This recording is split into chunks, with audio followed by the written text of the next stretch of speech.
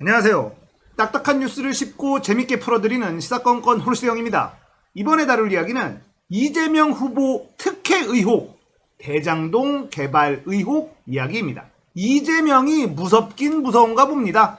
국민의 짐이 난리가 났습니다. 국민의 짐은 아예 현수막까지 걸어놓고 화천대유는 누구 겁니까? 이렇게 핏대를 세우면서 이재명을 공격하고 있습니다. 같은 당인 이낙연까지도 이 대장동 개발 의혹을 공격하고 있어요. 이 양반 참 한결같아. 이젠 국힘당 사람이라고 해도 전혀 어색함이 없어. 잘하고 있어요, 이낙연씨.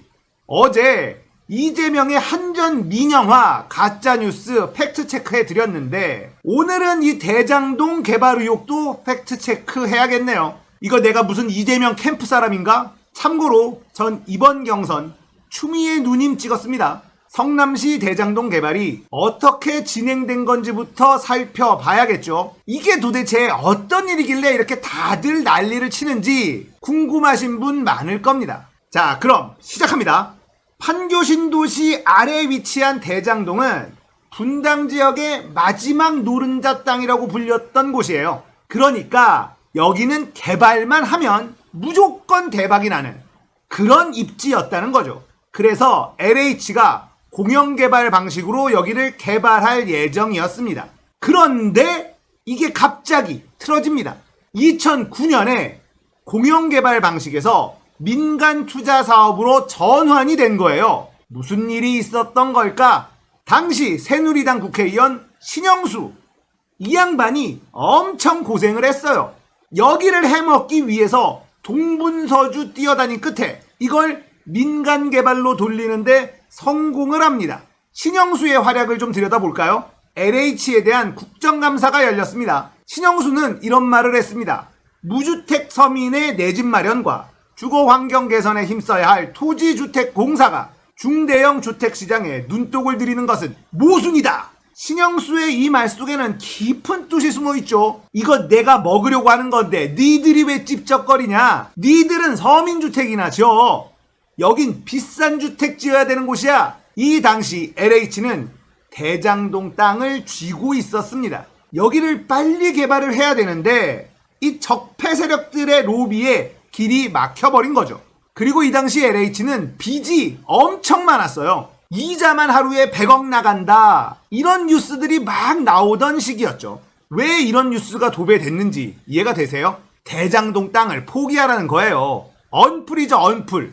빚도 많은 게 개발을 하려고 하느냐. 있는 자산도 정리하면서 경영 정상화부터 해라. 이런 프레임 씌우기를 했던 겁니다. 결국 LH는 성남 대장동 고급주택 개발을 포기합니다.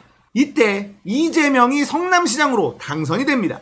다들 기억나실 거예요. 이재명이 성남시장 되자마자 뭘 했는지. 모라토리움 선언.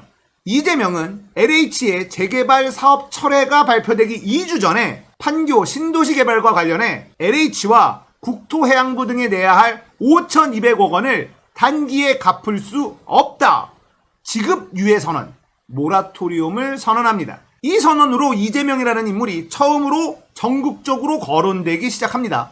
그러니까 성남시가 LH에 갚아야 할 돈이 있는데 지금 못 갚는다. 이런 얘기를 한 것이죠. LH 입장에서는 새누리당 신수영 의원의 로비 때문에 괴롭고 언론에서는 빚더미라고 공격하고 그나마 성남시에서 받을 돈이 있는데 이것도 당장 못 준다고 하고 엄청난 압박을 받던 상황이었네요.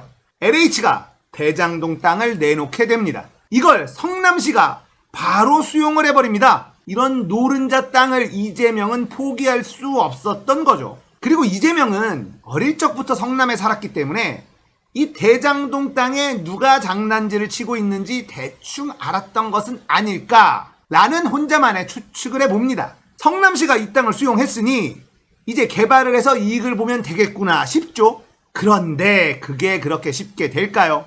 주민들의 반발이 거셌습니다. 민간 개발을 해야 짭짤한 보상을 받는데 성남시가 수용을 해버리니 불만이 엄청 났겠죠. 이걸 이재명은 특유의 추진력으로 뚫고 나갑니다. 경기도 계곡 정리할 때 생각하시면 됩니다. 계곡 상인들하고 대화하면서 풀어갔던 장면들, 들어줄 건 들어주지만 안 되는 건 안 된다고 단호하게 말하던 그 이재명.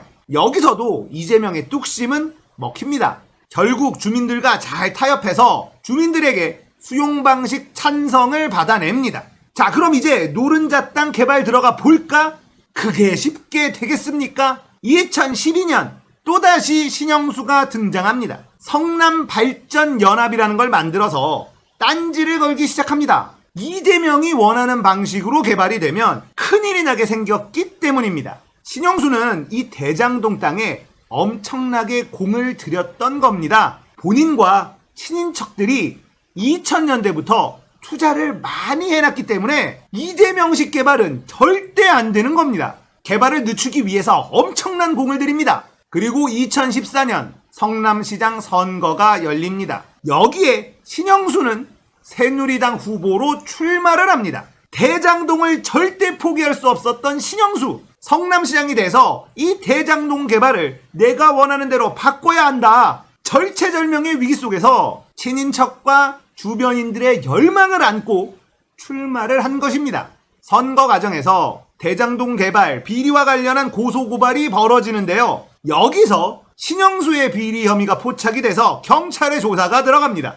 결국 이재명은 모라토리엄 선언 3년 만에 5천억 원의 빚을 다 갚고 성남시장 재선에 성공합니다. 드디어 분당의 마지막 노른자 땅 대장동 개발에 들어갑니다. 이 개발로 인해 성남시는 5,503억 원을 챙기는데 성공합니다. 이 사례는 다른 지자체들에게도 좋은 사례로 전해지면서 벤치마킹하는 곳이 많이 있다고 합니다. 여기까지가 성남시 대장동 개발 관련 이야기입니다. 참 어렵죠? 적폐들의 저항이 이렇게 거셉니다. 이재명 1기 때는 시의회가 새누리당이 다수였어요. 거기서도 막혔던 적이 꽤 있었습니다. 이재명 2기 때는 시의회 다수가 민주당이 되면서 대장동 개발을 할 수 있게 된 겁니다. 여기서 잠깐 다른 이야기. 이재명 시장은 재선 선거 기간 동안에 이런 말을 홍보물에 적습니다. 대장동 개발 사업에서 발생한 5,500억 원의 이익을 시민들에게 환수하겠다. 이게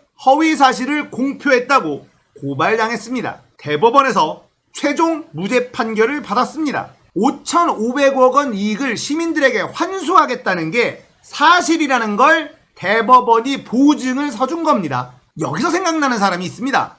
박형준. 내 딸은 홍대 입시를 본 적이 없다. 선거 과정에서 본인이 직접 한 말입니다. 이게 거짓말로 드러나고 있습니다. 허위사실 공표죄입니다. 당선 무효가 되어야 하는 게 당연합니다. 다시 본론으로 돌아가겠습니다. 지금 언론에서 계속 나오고 있는 곳이 있습니다. 바로 화천대유. 여기에 문제가 있다고 난리를 치는 건데요. 대장동 개발 당시로 돌아가 보겠습니다. 대장동 개발은 공공개념이 강한 민관 결합 형태로 개발이 진행이 됐습니다. 그래서 특수목적법인을 설립했어야 했습니다. 2015년 성남시는 입찰을 합니다. 이때 성남의 뜰이라는 특수목적법인이 선정이 됩니다. 선정 이유는 성남시에게 가장 좋은 조건을 제시했기 때문입니다. 이 대장동을 개발해서 5,500억 원을 무조건 성남시에 주겠다.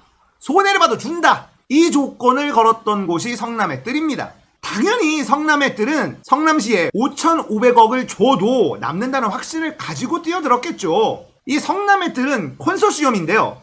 여기에 화천대유라는 회사가 있었던 겁니다. 이거 이재명과 연관이 있는 것 아니냐? 이게 지금 난리가 난 스토리입니다.